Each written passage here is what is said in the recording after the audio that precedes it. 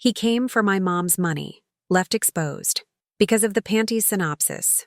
When my mother passed, I was still grieving when my husband shifted his focus, not to me, but to her inheritance. He mocked my hesitation, pressured me quietly, and assumed the money would eventually be his. I stayed silent and watched.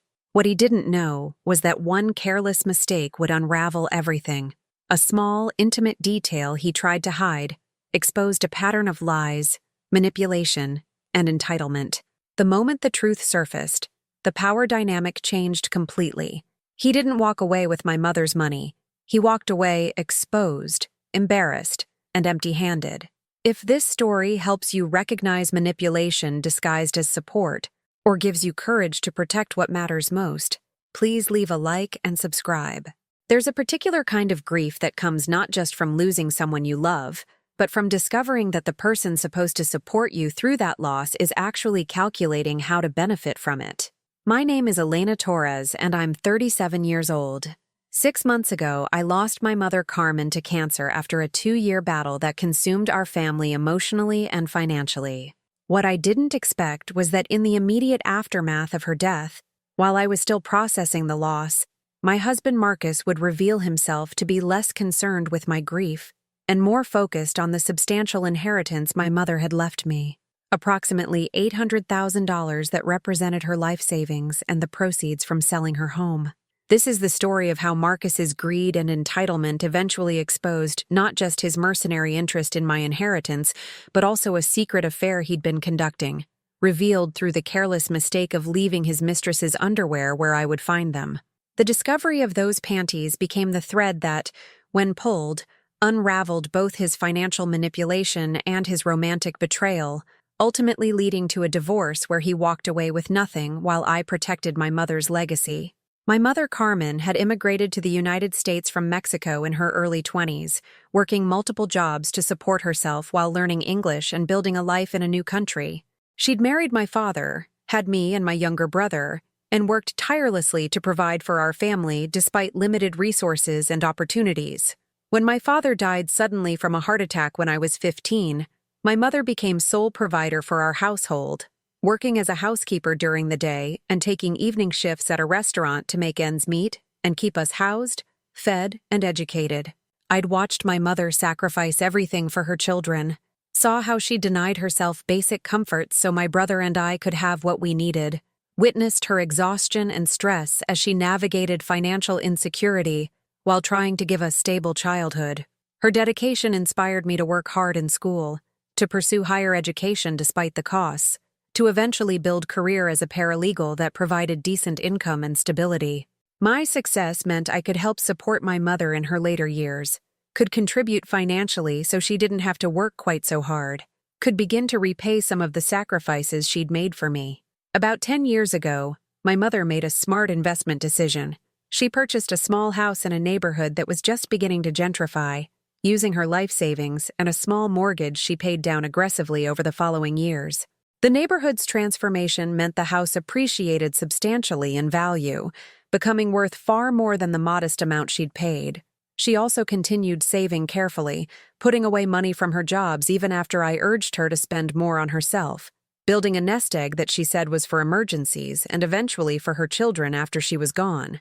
I met Marcus 7 years ago when I was 30 and he was 33, introduced through mutual friends at a social gathering.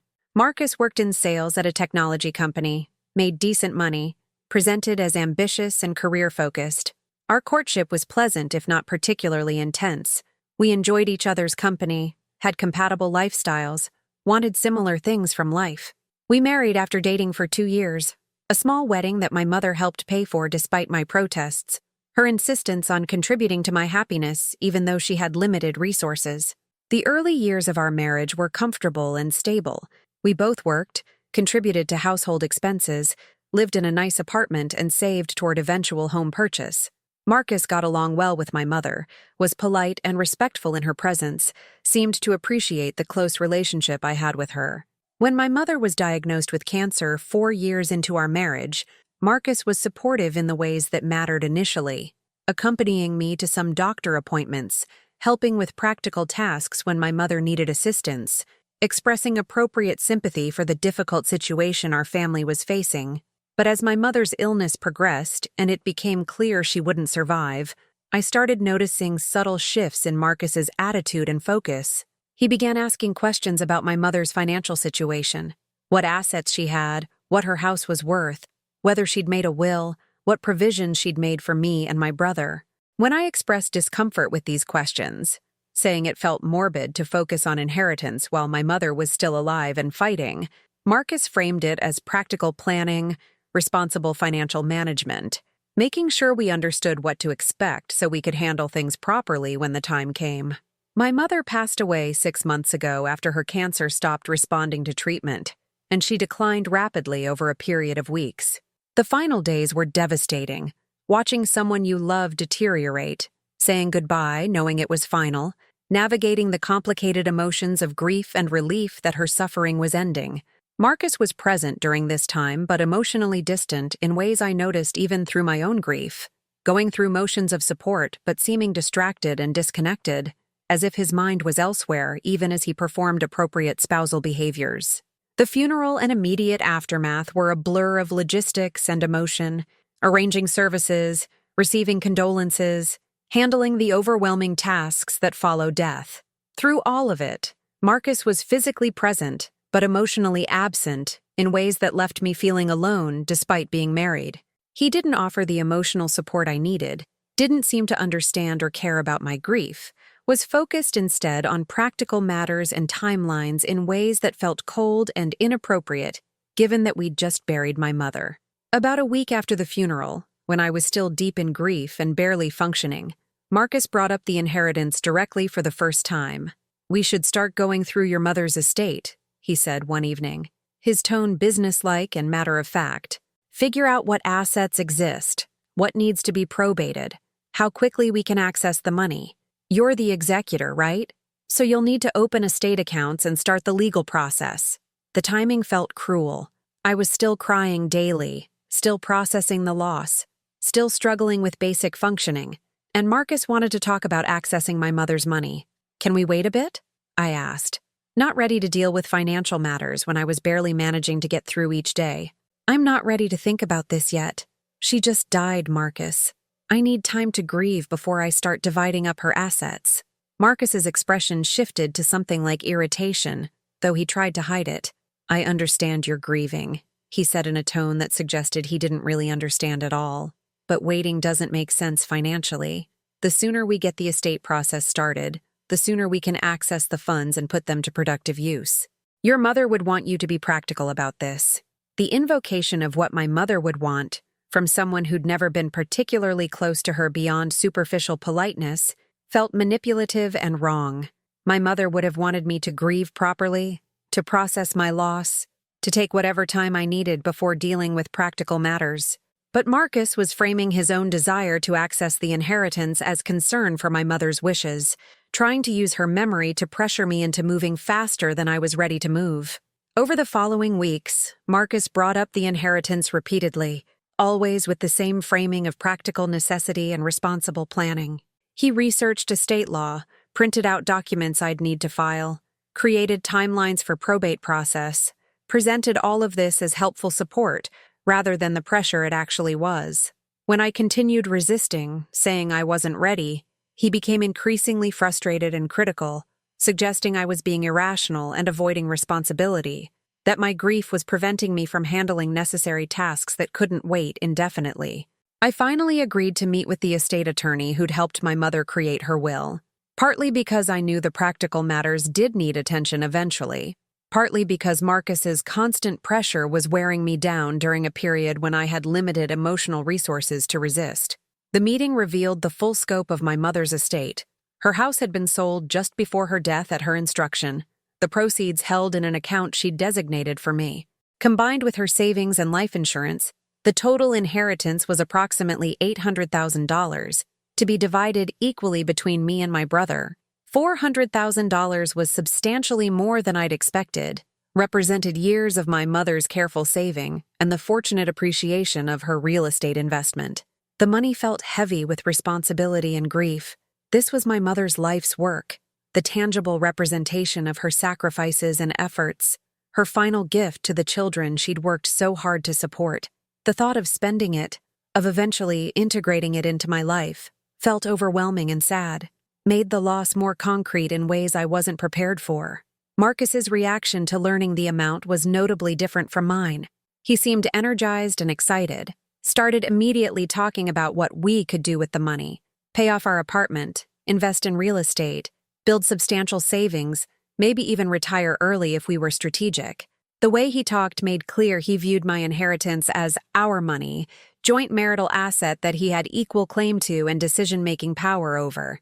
When I gently suggested that this was my mother's money left specifically to me, that I wanted time to decide how to handle it, Marcus became defensive.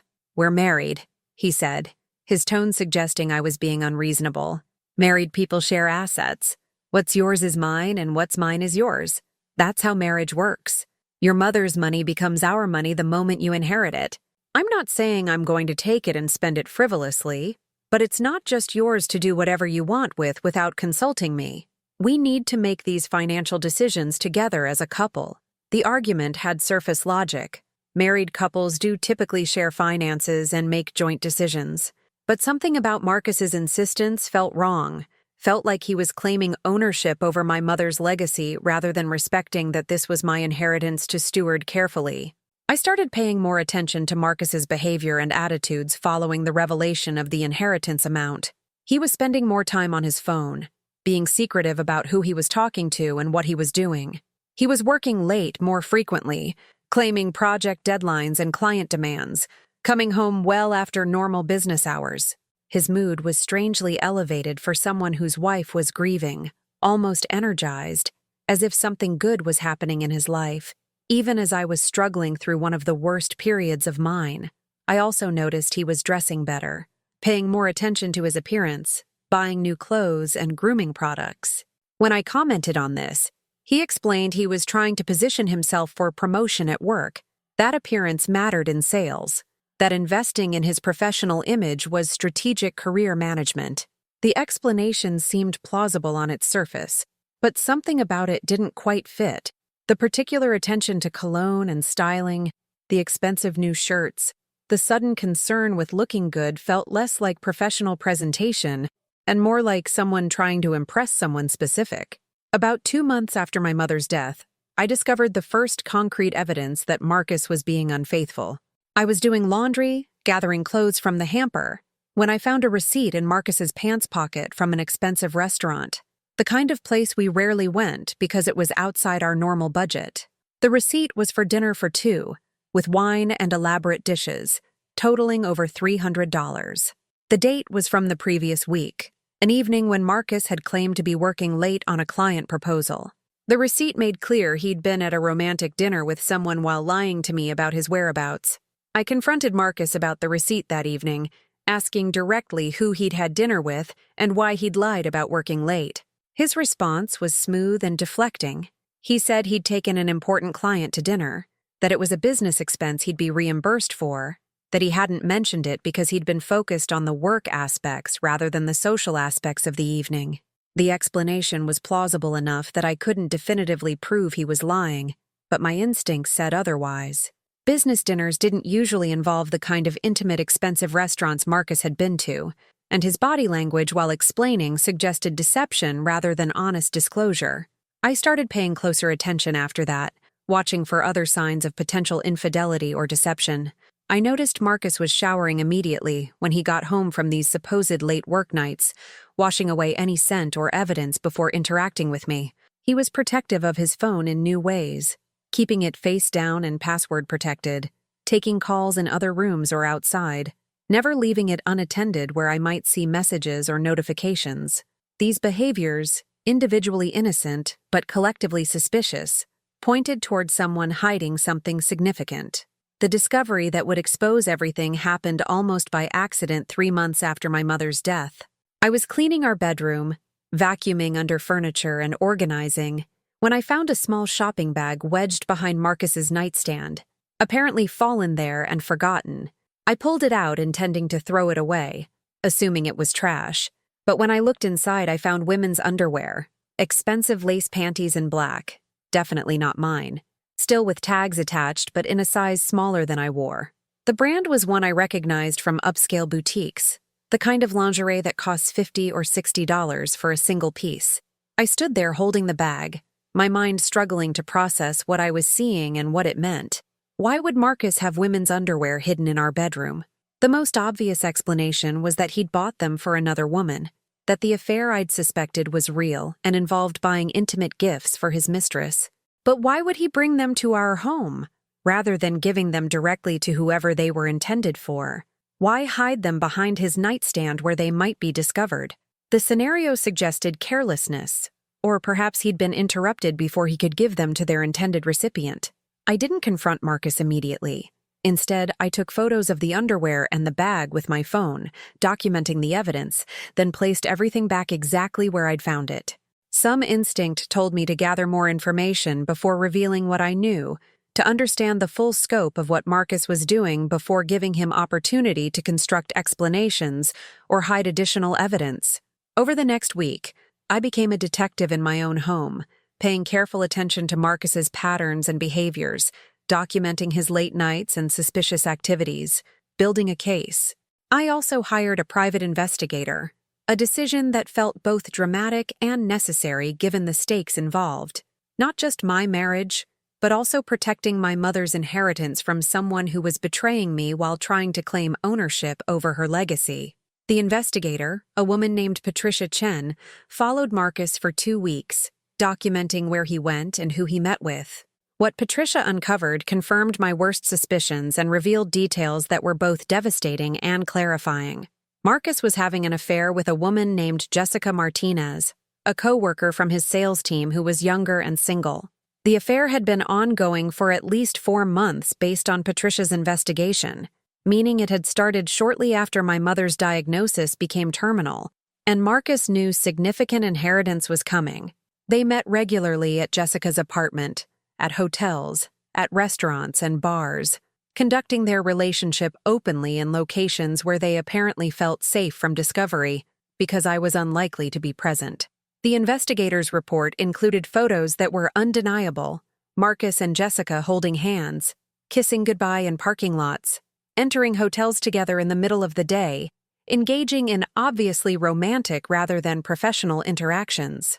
The timeline Patricia documented made clear the affair had intensified in the months after my mother's death, when Marcus had been claiming late work nights, but was actually spending time with Jessica.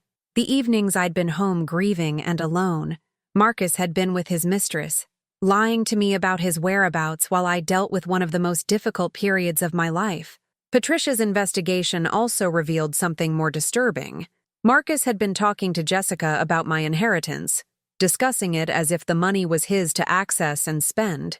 The investigator had obtained some text messages between them, where Marcus mentioned the $800,000, talking about what they could do once the money came through, referencing plans for trips and purchases that clearly involved Jessica rather than me. He was treating my mother's inheritance as funding for his affair, as money he would eventually access and use to support a life with Jessica, rather than honoring it as his grieving wife's legacy from her deceased mother. Armed with this evidence, photos of women's underwear I'd found in our bedroom, the private investigator's documentation of Marcus's affair, text messages revealing his plans to use my inheritance, I consulted with a divorce attorney about my rights and options. The attorney explained that in our state, inheritance was generally considered separate property rather than marital asset if kept segregated, meaning Marcus wouldn't be entitled to any of my mother's money in a divorce as long as I hadn't commingled it with our joint finances. That was crucial information. It meant I could divorce Marcus and he'd walk away with nothing from my inheritance despite his assumptions that it was our money. The attorney also explained that Marcus's affair was relevant to divorce proceedings, not because it affected asset division in our no-fault state, but because it could impact spousal support.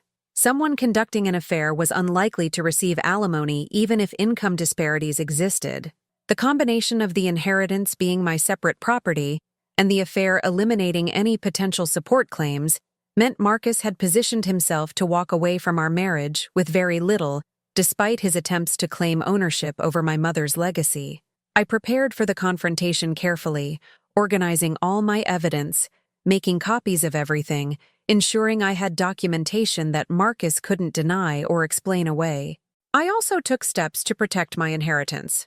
I had the estate attorney transfer my $400,000 into an account in only my name at a different bank than where Marcus and I maintained our joint accounts, ensuring he had no access or visibility into the inheritance. I changed passwords on all my personal accounts, gathered important documents, and stored them securely, prepared to leave if the confrontation became volatile. The confrontation happened on a Friday evening, deliberately timed so neither of us had work obligations the next day, and Marcus couldn't use work as excuse to avoid or delay the conversation. I waited until he got home from work, asked him to sit down because we needed to talk about something serious, then pulled out the evidence I'd gathered, starting with the underwear I'd found behind his nightstand. "I found these in our bedroom," I said, placing the bag on the coffee table between us. "They're not mine. I'm assuming they're for Jessica Martinez, the woman you've been having an affair with for the past 4 months. I watched Marcus's face drain of color as he recognized the underwear and realized I knew about the affair. He opened his mouth to respond, but I continued before he could construct an explanation. "I've hired a private investigator who's documented your affair extensively.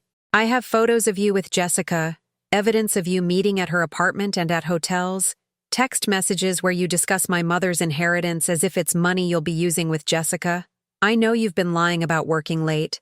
I know you've been spending time with your mistress while I've been grieving my mother. And I know you've been planning to use my inheritance to fund your affair." I pulled out the investigator's report and the printed photos, spreading them on the table so Marcus could see the extent of evidence I had. "I want a divorce," I said firmly. "I've already consulted with an attorney. The inheritance from my mother is legally my separate property since we've kept it in my name and haven't commingled it with marital funds. You won't get any of it in the divorce. You also won't get spousal support given your affair. You'll walk away with your own retirement accounts and half of whatever marital assets we've accumulated during our marriage, which isn't much. My mother's money, which you've been pressuring me about and planning to use with your mistress, will remain entirely mine." Marcus's response was to cycle through various emotions: shock, denial, anger, and eventually desperate pleading. He initially tried to deny the affair, claiming the photos could be explained, that his relationship with Jessica was professional, not romantic. When I pointed out that the investigator had documented them at hotels and had text messages that were clearly personal rather than professional, he shifted to minimizing, saying it hadn't meant anything, was just a mistake, hadn't been going on long. When I presented evidence it had been ongoing for months, he moved to justification, claiming our marriage had been distant, that I'd been focused on my mother and grief, that he'd felt neglected and turned to Jessica for comfort. His final strategy was desperate negotiation, promising to end the affair immediately, begging for another chance, offering to go to marriage counseling, claiming he still loved me and wanted to work things out. Throughout all of this, I noticed he never once addressed the issue of my inheritance or his attempts to claim ownership over my mother's money. Never acknowledged that his pressure about accessing the estate had been motivated by his plans with Jessica rather than our marital future. The omission was telling. He was willing to beg about the affair, but couldn't address the financial exploitation because that would require admitting a greed and entitlement that was harder to defend than infidelity. "I'm not interested in working things out," I said when Marcus finished his pleading. "You cheated on me while I was grieving my mother's death. You pressured me about inheritance you planned to use with your mistress. You bought lingerie for another woman and hid it in our home. You lied repeatedly about where you were and what you were doing. You've shown me exactly who you are, and I don't want to be married to that person. The divorce isn't negotiable." Marcus's demeanor shifted from pleading to threatening as he realized I was serious. "You can't just kick me out," he said, his tone harder now. "I live here too, and that inheritance might be in your name, but courts often see marriage assets as joint, regardless of whose name they're in. You're not going to get to keep all that money just because your mother left it to you. I'm entitled to half of what we've accumulated during our marriage." His assumption that he could still claim my inheritance, even after I'd explained the law and caught him planning to use it with his mistress, revealed the depth of his entitlement and misunderstanding of his actual legal position. "The apartment lease is in my name only," I responded calmly. My attorney has confirmed I can ask you to leave, and the inheritance is legally separate property that you have no claim to as long as it hasn't been commingled with marital assets, which it hasn't been. You're welcome to hire your own attorney to verify that, but you'll find I'm correct. You'll walk away from this marriage with your own retirement savings and half of our joint checking account, which currently has about $8,000. That's it. My mother's money is not and never will be yours. I gave Marcus 2 weeks to move out, during which time we existed in cold coexistence in our apartment while he made arrangements and I prepared for the formal divorce filing. He went back and forth between angry threats about fighting me in court and pathetic attempts to reconcile, never quite understanding that his behavior had burned any possibility of rebuilding trust. He also apparently ended things with Jessica, based on his increased time at home and dejected demeanor, perhaps realizing that without access to my inheritance, he couldn't maintain the lifestyle he'd been promising her. The divorce took 8 months to finalize, during which Marcus's attorney did attempt to claim that my inheritance should be considered marital property subject to division. My attorney countered with documentation showing the funds had been kept strictly separate, never deposited into joint accounts, never used for marital expenses, clearly maintained as my individual inheritance as the law intended. The judge ruled in my favor, confirming that the inheritance was my separate property and Marcus had no claim to it. The final divorce settlement gave Marcus half of our modest joint savings, about $4,000 each, and his own retirement account, which held approximately $40,000 he'd accumulated during our marriage. I retained the inheritance, my own retirement savings, and the right to remain in our apartment. Marcus walked away with less than $50,000 total, a fraction of the $800,000 he'd been planning to access and use with his mistress. The irony wasn't lost on me. His greed and entitlement about my mother's money, combined with his carelessness about hiding evidence of his affair, had resulted in him losing access to the very funds he'd been so focused on claiming. 6 months after the divorce finalized, I'm 37 and rebuilding my life as a single woman with substantial financial security from my mother's legacy. I've used some of the inheritance to purchase a small condo outright, ensuring I'll never have housing insecurity regardless of what happens with my career. I've invested the bulk of the money conservatively, generating income that supplements my paralegal salary and allows me to live comfortably while honoring my mother's sacrifices by using her gift wisely. I've also established a scholarship fund in my mother's name to help other children of immigrants pursue higher education, a way of extending her legacy of supporting her children's opportunities. The experience with Marcus taught me painful lessons about trust and about how grief makes us vulnerable to exploitation by people who should be protecting us instead.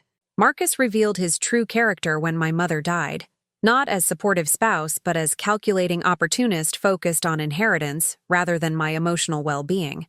His pressure about accessing the estate, his lack of genuine emotional support, his affair conducted while I grieved, all of it showed someone who saw my mother's death primarily as financial opportunity rather than as devastating loss for his wife. The underwear I'd found behind Marcus's nightstand, that small, careless mistake he'd made in hiding evidence of his affair, became the thread that unraveled his entire deception. That discovery led me to investigate more thoroughly, to hire Patricia, to document the affair and the financial manipulation, to protect my mother's legacy from someone who wanted to exploit it. If I'd never found those panties, if Marcus had been more careful about hiding his relationship with Jessica, he might have maintained his deception longer, might have convinced me to give him access to the inheritance before I discovered his betrayal. I think often about how my mother would have responded to Marcus's behavior, how she would have felt knowing that the man I'd married viewed her death primarily as opportunity to access her life savings. My mother had worked so hard to build that security, had sacrificed so much to accumulate wealth she could pass to her children. The thought of Marcus using her legacy to fund an affair, to support a life with his mistress while I grieved her loss, would have devastated her. Protecting that money from him felt like honoring her memory, ensuring her sacrifice and hard work served the purpose she'd intended, rather than enriching someone who'd betrayed her daughter. I'm grateful for the legal structures that protected my inheritance as separate property, for attorneys and investigators who helped me gather evidence and navigate divorce strategically, for the state laws that recognized my mother's bequest as mine alone, rather than as marital assets subject to division. Without those protections, Marcus might have been able to claim half of my inheritance despite his affair and his exploitation of my grief. The legal system, for all its flaws, protected my mother's legacy from someone who tried to steal it through marriage and manipulation. My name is Elena Torres. I'm 37 years old and divorced from a man who viewed my mother's death primarily as opportunity to access inheritance he believed entitled to as my husband. Marcus pressured me about the estate while I was grieving, conducted an affair while lying about working late, bought lingerie for his mistress, and carelessly left it where I'd discover it. That discovery led to investigation that exposed both his infidelity and his plans to use my mother's money with his lover. In the end, he walked away from our marriage with almost nothing, while I protected my mother's legacy and her final gift to me. The panties he tried to hide exposed everything: his affair, his greed, his fundamental disrespect for my grief and my mother's memory. And that exposure ensured he left empty-handed, embarrassed, and alone. Thank you for reading. If this story helped you recognize manipulation or gave you courage to protect what matters most, please like and subscribe.